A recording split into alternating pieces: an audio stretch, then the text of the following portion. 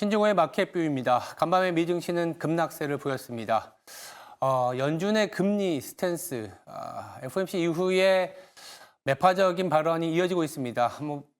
비록 전일 파월 연준 의장은 금리 인하가 가능하다, 온 더 테이블이라는 얘기는 했지만 간밤에는 또 수많은 연준 위원들이 금리 인하 없을 수 있다라는 얘기까지 나왔습니다. 이런 상황에서 중동발 리스크가 점증되면서 유가가 상승하다 보니 물가가 자극될 수 있고 그러면 실제 정말 올해 2024년에 금리 못하는 거 아니냐 이런 불안감이 커지면서 주가의 급락세가 나타났습니다.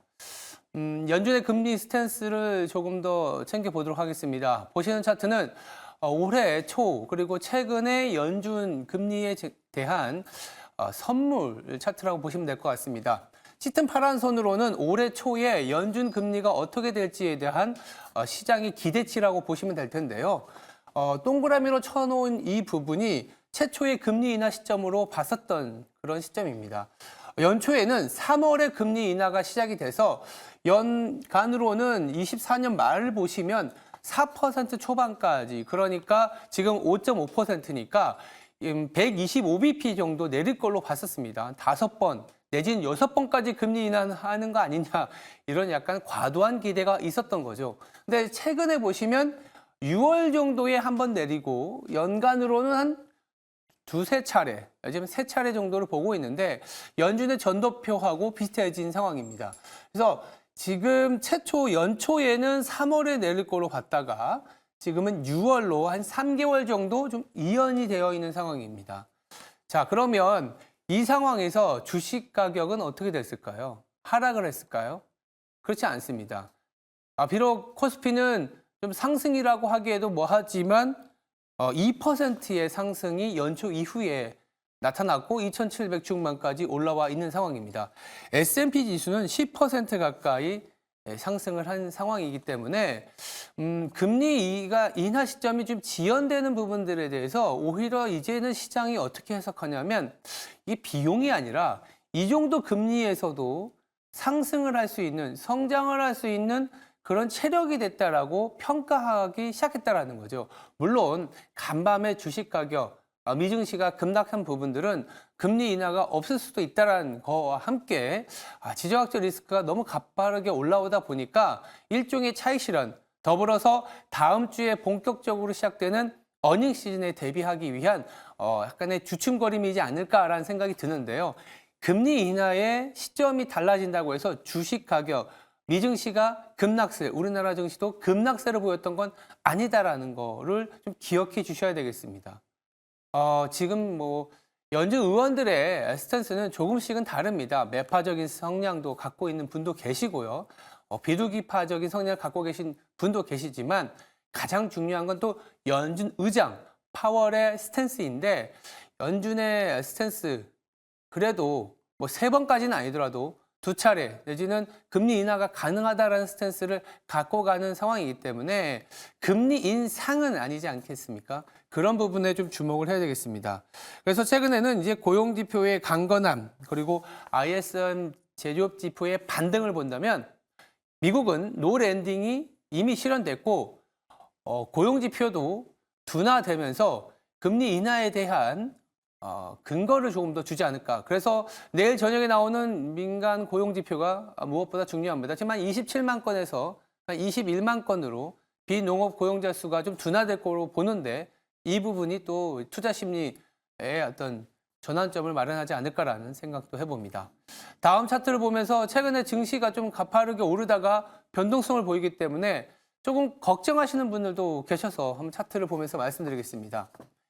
미국 증시 밸류에이션 싸냐 비싸냐라는 논쟁은 항상 있었고 그리고 저는 이렇게 얘기 드립니다. 버블이 밸류에이션 때문에 꺼지는 게 아니다.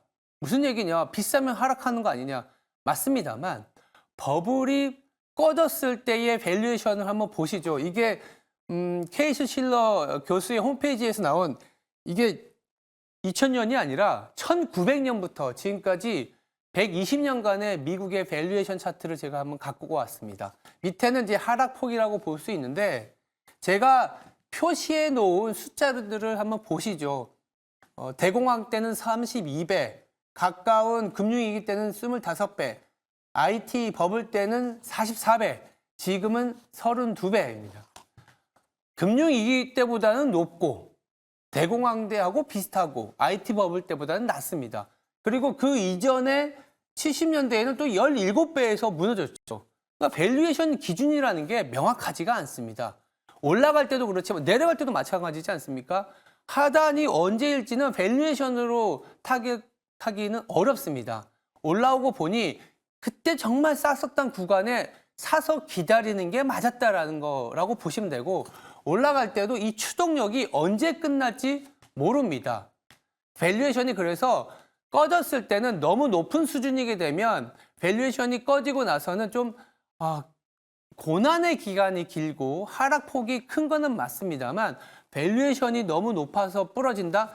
기준점이 있다면 저희도 좋겠습니다.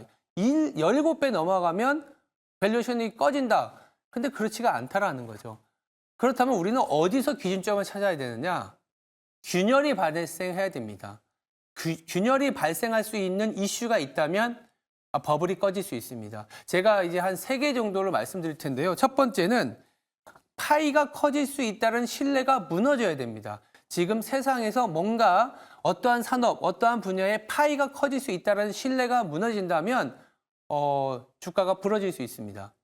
2차 전지가 그렇지 않습니까? 파이가 커질 수 있다고 생각하다가 뭔가 파이가 커지는 속도가 둔화될 수 있다는 생각에 테슬라를 비롯한 배터리 가격 그리고 전기차의 비즈니스가 조금은 둔화된 상황인데, 지금 AI의 파이가 커질 수 있다는 신뢰가 무너지는 단계냐? 그렇지 않죠. 밸류에이션이 좀 높은 부분에서 약간의 차익실현 나온 거지, 파이는 더 커질 수 있다는 신뢰는 여전히 살아있다. 이게 첫 번째 기준이고요. 두 번째는 금융 시스템에서 레버리지가 좀 더 일어날 수 있는, 즉 돈을 빌려줄 수 있는 체력이냐 돈을 빌릴 수 있는 체력이냐가 중요합니다. 미국 기준으로 미국의 은행은 지금 예대율이 70%밖에 되지 않습니다. 금융위기나 IT 버블 그리고 그 이전 사이클에서는 예대율이 100%가 넘은 수준에서 버블이 꺼졌습니다. 그 말은 뭐냐면 들어온 돈 대비 나간 돈이 많기 때문에 하나의 리스크에 예민하게 반응을 할 수 있다는 거죠. 지금 미국의 은행은 예대율이 70% 수준입니다. 그리고 미국 가계와 기업의 GDP 대비 부채 비율은 70% 수준이기 때문에 돈이 융통될 수 있는 그런 여력이 있다는 거죠. 마지막 기준 세 번째는 레버리지에 대해서 너무 충만한, 이를테면 신용 잔고를 같이 봐야 됩니다. 미국의 마진 대비라 그래서 신용 증가가 이 어떤 전년 대비 증가율이 있는데요. 지금 18%입니다. 과열되지 않았습니다. 평균 수준이고, 이렇게 평균 수준을 넘을 때는 일종의 변동성이 발생하지만 아까 말씀드린 것처럼 레버리지와 파이가 커질 수 있는 산업이 있다고 했을 때는 30% 그리고 40%까지 올라갑니다. 40%까지 가면 변동성 그리고 버블이 꺼진 경험이 많았기 때문에 지금은 버블이 가격 때문에 하락할 수준은 아니다라는 얘기를 드리고 싶습니다. 굉장히 중요한 타이밍이기 때문에 이어지는 증시 대담에서 금리 인하 시점, 더불어서 증시를 둘러싼 주요 매크로 변수를 좀 다뤄보겠습니다. 더불어서 현 시점의 펀더멘탈 중요하지 않습니까? 시장과 업종별로 펀더멘탈, 어닝도 잘 챙겨보도록 하겠습니다. 오늘 하루도 저희와 함께 투자 준비하시기 바랍니다. 지금까지 신종호의 마켓뷰였습니다.